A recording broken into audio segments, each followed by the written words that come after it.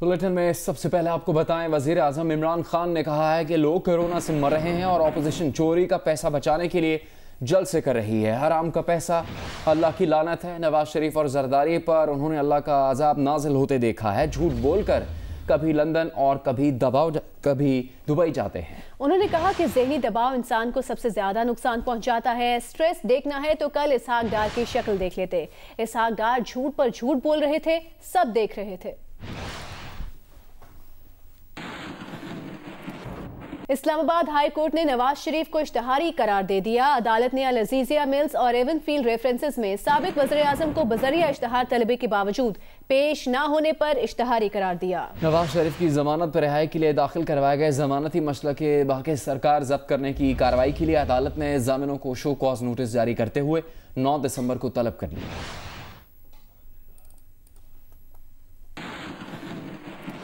वज़ीर आज़म के मुशीर बराए एहतसाब और दाखिला शहजाद अकबर कहते हैं, बरतानवी नशराती इदारे के इंटरव्यू में इसहाक डार बेनकाब हो गए। उनकी पाकिस्तान और दुबई में कई जायदादें हैं। इश्तहारी करार दिए जाने के बाद उनके लाहौर के घर की जब्ती की गई। मावन खुसूसी शहबाज गिल ने कहा कि इसहाक डार इंटरव्यू के दौरान बौखला गए थे। उनकी आंखों में शर्मिंदगी और बेशर्मी नजर आ रही थी। जो क्लर्क नहीं बन सकते वो मुल्क के वज़ीर खजाना रहे हैं।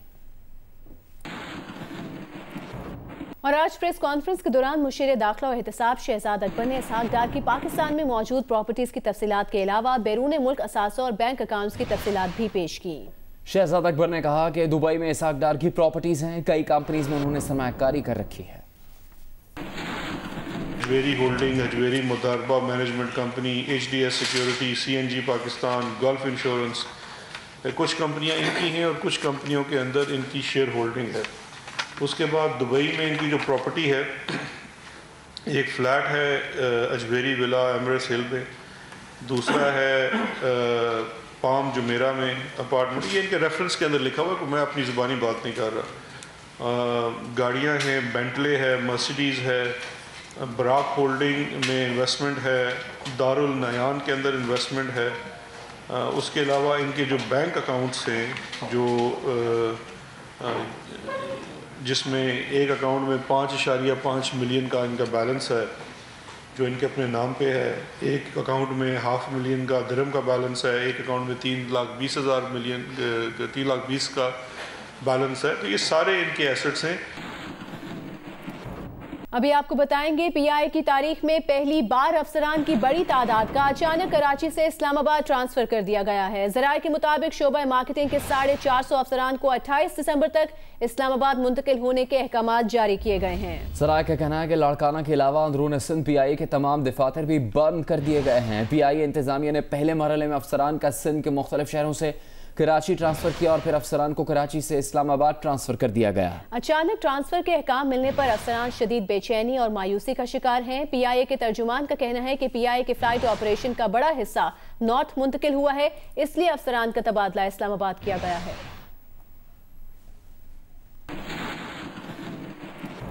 वज़ीर आला पंजाब उस्मान बुज़दार की ज़ेर सदारत इजलास हुआ, जिसमें जनूबी पंजाब में जारी तरक्याती स्कीमों पर पेशरफ्त और अमन अमान का जायजा लिया गया। इस इजलास से खिताब करते हुए उस्मान बुज़दार ने कहा कि जनूबी पंजाब के पसमानदा इलाकों में पहली बार हकीकी तरक्की का सफर जारी है। आवाम की फलाह बहबूद के लिए अरबों रुपए के मंसूबे शुरू किए गए हैं। फलाह आमा के मंसूबों में आला मयार पर कोई समझौता नहीं किया जाएगा। वज़ीर आला पंजाब ने कहा कि वो कौमी वसाइल के अमीन हैं, खयानत करने वालों को किसी सूरत माफ़ नहीं करेंगे। उस्मान बुज़दार ने हिदायत जारी की हैं कि अवामी मंसूबों के लिए जारी फंड्स को बर वक्त इस्तेमाल किया जाए। वज़ीर आला सिंध मुराद अली शाह का कोरोना टेस्ट मंफी आ गया। वज़ीर आला सिंध 17 रोज़ तक कोरोना वायरस में मुब्तला रहे। एक बयान में मुराद अली शाह ने कहा कि वो सेहत के लिए दुआ करने वाले तमाम अफराद के शुक्रगुजार हैं। अमेरिका में बीमारियों से बचाव और तहफ़्फ़ुज़ के मरकज़ ने कहा है कि कोरोना के लिए करंतना की मुद्दत 14 दिन से कम करके 7 से 10 दिन तक की जा सकती है। अपनी नई गाइडलाइंस में अमेरिकी इदारे centre for disease control and prevention का कहना था कि ज़्यादा दिनों तक करंतना में रहना कुछ अफराद के लिए बोझ का बायस बन सकता है। ताहम इदारे ने तस्लीम किया कि इस तरह हम बीमारी फैलने का रिस्क भी ले रहे हैं। पाकिस्तान डेमोक्रेटिक मूवमेंट की पंजाब की क़यादत ने लाहौर के जलसे के हवाले से हिकमत अमली तय कर ली। राना सनाउल्लाह का कहना है कि 13 दिसंबर को मीनार पाकिस्तान ग्राउंड पर जलसा हुकूमत के खिलाफ रेफरेंडम होगा। हुकूमत के साथ मुज़ाकरात खारिज इम्कान है। रहनुमा JUI अब्दुल गफूर हैदरी ने कहा कि किसी में हिम्मत नहीं कि लाहौर में जलसा करने से रोक सके। मुल्तान की रिवायत बरकरार रखी तो डंडा बरदार हमारे साथ होंगे। रहनुमा पीपल्स पार्टी चौधरी मंजूर कहते हैं कि हमारा एक कारकुन भी पीछे हटने को तैयार नहीं। वज़ीर आला पंजाब की मुआविन ख़ुसूसी फिरदौस आशिक अवान ने कहा है कि राना सनाउल्लाह आज अपनी प्रेस कॉन्फ्रेंस में मुक्के दिखाते रहे। मुंतखब वज़ीर आज़म और हुकूमत को अल्टीमेटम देने का मतलब शरंगेजी फैलाना है। लाहौर जलसे के मुंतज़मीन कौन हैं? अपोजिशन पहले दरख्वास्त तो लाए, फिर अगला मरहला शुरू होगा। वज़ीर कानून पंजाब राजा बशारत का कहना है कि शहबाज शरीफ और हमजा शहबाज को पैरोल में एक दिन की तोसी कबूल नहीं तो तहरीरी तौर पर बता दें, हम आज ही उन्हें जेल भिजवा देते हैं। उन्होंने कहा कि जो लोग कह रहे हैं कि उन्हें एक दिन की तौसी भी कबूल नहीं, वो चाहते हैं कि शहबाज शरीफ और हमजा जल्द अज जल्द जेल में जाएं ताकि वो खुलकर खेल सकें। स्पीकर पंजाब असेंबली चौधरी परवेज इलाही से रुकने कौमी असेंबली गुलाम बेबी भरवाना ने मुलाकात की। दोनों रहनुमाओं ने मुल्की और सियासी सूरत हाल पर तबादला ख्याल किया। परवेज इलाही का कहना है कि अवाम की फलाह बहबूद के लिए मिलकर काम करना होगा। किसानों की खुशहाली के लिए उनके जायज़ मुतालिबात मानना होंगे। गुलाम बेबी भरवाना ने चौधरी परवेज इलाही से चौधरी शुजात की खैरियत भी दरियाफ्त की।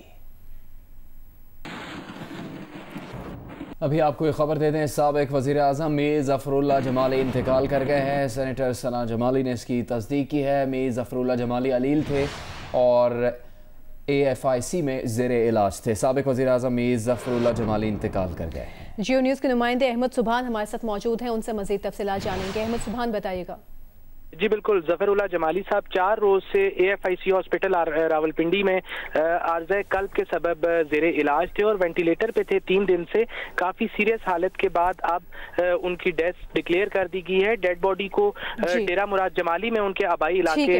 बहुत शुक्रिया आपका अहमद सुबहान, आप हमें तफसीलात से आगाह कर रहे थे।